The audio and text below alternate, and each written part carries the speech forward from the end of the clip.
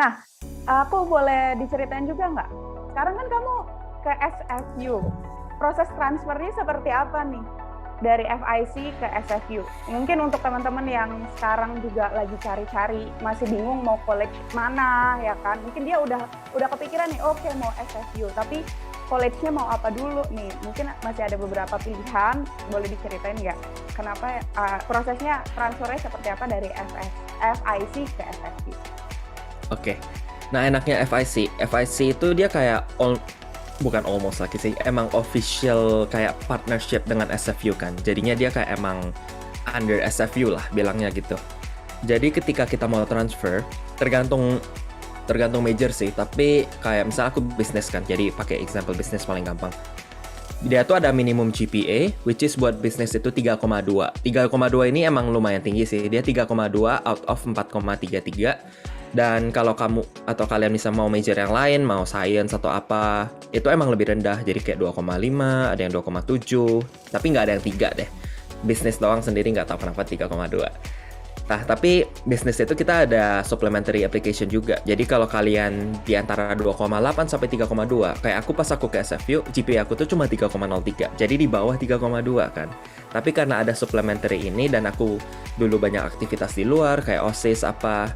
Nah, ini nih enak. Jadi dia tuh kayak kasih kesempatan kalau misalnya mungkin emang akademisnya kurang, tapi kalau misalnya dari luar kita suka banyak aktivitas atau di FIC bahkan suka ikut klub, suka volunteer di mana, mereka tuh appreciate banget sama begini. Pokoknya Kanada itu appreciate banget sama kayak volunteer sama experience begini. Dan mereka tuh nggak apa-apa kalau GPA kita emang kurang. Tapi ada yang bagus yang barusan Vincent cerita itu tentang Kanada itu sangat appreciate dengan volunteer, dengan apa itu istilahnya social work, dengan experience yang di luar kelas, yang di luar akademik. Itu asik banget. Boleh nggak sedikit Om Suito tanya, ceritakan lebih banyak tentang poin ini, karena nggak banyak parents yang tahu loh tentang poin ini. Nah iya, itu benar banget. Kayak banyak sayangnya itu ya, banyak orang nyadar tuh terlalu telat kalau misalnya ini tuh penting banget. Bahkan kayak aku nggak mungkin sebut nama lah, tapi aku ada kenalan beberapa yang sama kayak aku, dia kurang di bawah 3,2, tapi karena volunteer yang nggak banyak jadi nggak diterima gitu kan. Kayak bahkan ada yang nggak volunteer jadi cuma kayak taruh 1. Nah ini tuh apalagi kalau kalian sekarang masih SMA atau bahkan masih SMP ya, ini tuh penting banget. Jadinya harus langsung dikerjain, langsung deh abis ini cari deh volunteer apa yang ada gitu, cari aja udah, doesn't matter apa, yang penting ada. Karena di Kanada itu kita kan experience based banget, karena di sini tuh mostly service industry kan. Jadinya mereka tuh mau tahu kita tuh sebenarnya bisa nggak sih kerjain something, kita tuh sebenarnya ngapain sih di luar akademik. Kalau akademik tau lah, kita sekolah apa, ada penilai, udah gitu kan. Tapi di luar itu kita ngapain, kita ada join leadership apa nggak, kita ada volunteer di mana nggak, kita ada bantu apa nggak gitu kan, kita pernah kerja di mana nggak. Nah ini tuh emang penting banget karena job application di sini prosesnya juga biasa mereka suka banget nanya behavioral question yang biasanya agak poin ke arah sana.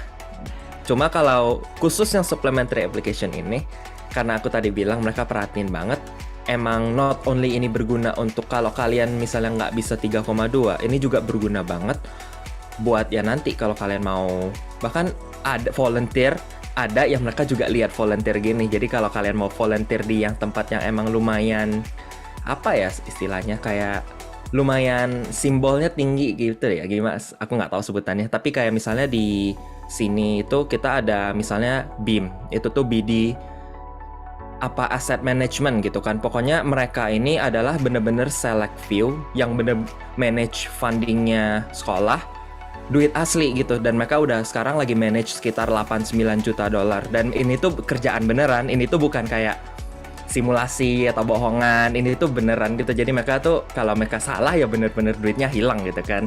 Nah buat masuk ini tuh experience-nya aja harus banyak, udah pernah harus inilah, pernah apalah, ngerti inilah, ngerti itu. Jadi kayak emang kompetitif banget kan. Jadinya kalau misalnya kita dari dulu udah pernah volunteer coba ini coba itu, mungkin kayak kalian pernah jadi financial analyst di sini, yang kecil-kecil aja, nggak usah sampai gimana banget juga nggak apa-apa. Adik kalian bisa gitu kan apply, lebih ada chances dibanding kalau kalian sama sekali nggak pernah. Terus kalau kalian mau volunteer di sekolah, walaupun emang pasti lebih gampang kan kalau di sekolah karena mereka akan terima semuanya. Tapi kalau ada kuotanya, pasti ada interviewnya juga. Jadinya ini tuh penting banget. It's almost kayak emang hierarkinya job aja gitu kan. Kayak kita kalau mau kerja di Big Four atau apa, kita butuh udah pernah experience dulu. Tapi kalau di startup mungkin nggak perlu itu. Sama lah kayak ini. Jadinya kalau kalian dari dulu di Indo udah pernah, not only kalian bisa latihan sosialisasi, latihan presentasi, latihan selling atau latihan apapun yang kalian volunteer in, itu sangat berguna ketika kalian udah di sini, not only for the social skill, tapi juga buat kayak connection lah, juga buat experience in general, dan buat emang lebih gampang aja buat orang lain kalau lihat kalau emang kita udah pernah gitu. Iya, menarik banget ya Vincent dari cerita kamu itu. Aku jadi ngeliatnya gini, students di sana tuh dikasih kepercayaan juga ya lewat volunteer itu gitu, dan ternyata kalau misalkan kita juga perform dan nunjukin cara kerjanya bagus, pasti tuh jadi track record yang baik untuk nextnya kita akan dapat kesempatan lebih gede lagi kayak kamu gitu ya. Iya, benar. Emang kalau misalnya kayak yang tadi aku bilang BIM, itu mereka yang masuk ke sana udah deh, kalau abis itu cari job pasti gampang banget. Iya. Betul. Nah, aku mau tanya, Vincent, balik lagi waktu kamu masuk FIC, pertama kali datang, apa yang kamu rasa beda dan bagaimana cara FIC mempersiapkan murid-muridnya? Karena kan international student banyak nih ya, mereka kan mungkin ada yang baru pertama kali juga datang ke sana gitu, ya kan? Boleh diceritain gimana FIC mempersiapkan itu? Boleh.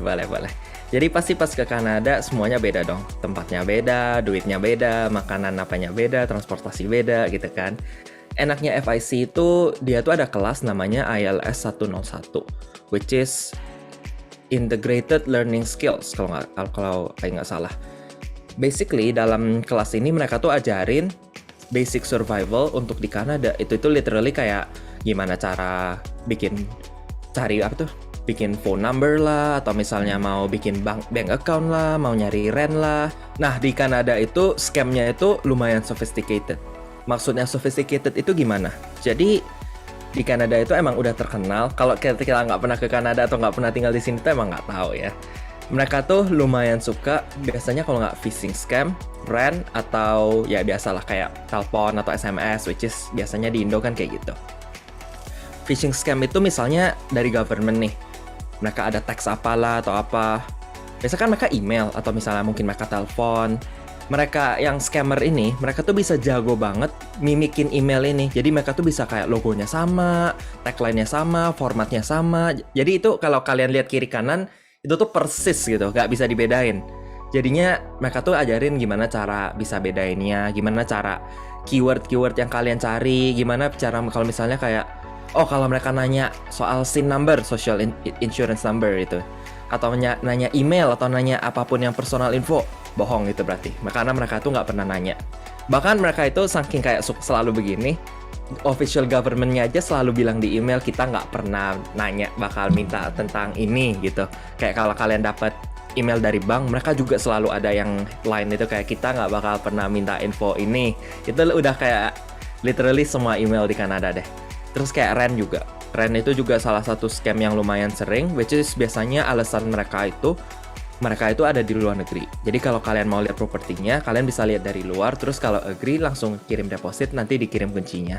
Tapi ya, itu bohong. Jadi harusnya itu mereka ajarin, jadi supaya nggak ditipu, kita harus bisa physically masuk ke dalam, dan kayak kita harus bisa lihat, ambil foto, dan lihat semua dalam unitnya, itu baru benar. Karena kalau mereka nggak bisa tunjukin kayak gitu, nggak bisa buktiin, itu bisa aja properti orang lain, tapi mereka bohong gitu kan. Jadi emang banyak banget yang kayak gini yang mereka ajarin.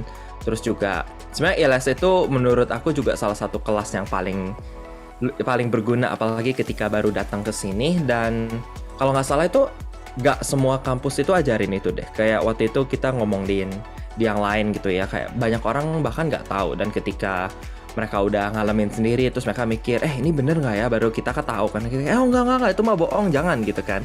Jadi emang salah satu keunikannya FIC, emang mereka tekenin banget ini di term pertama kali kita landing langsung dikasih tahu semua ini, karena ya kalau itu kena itu lumayan lah itu.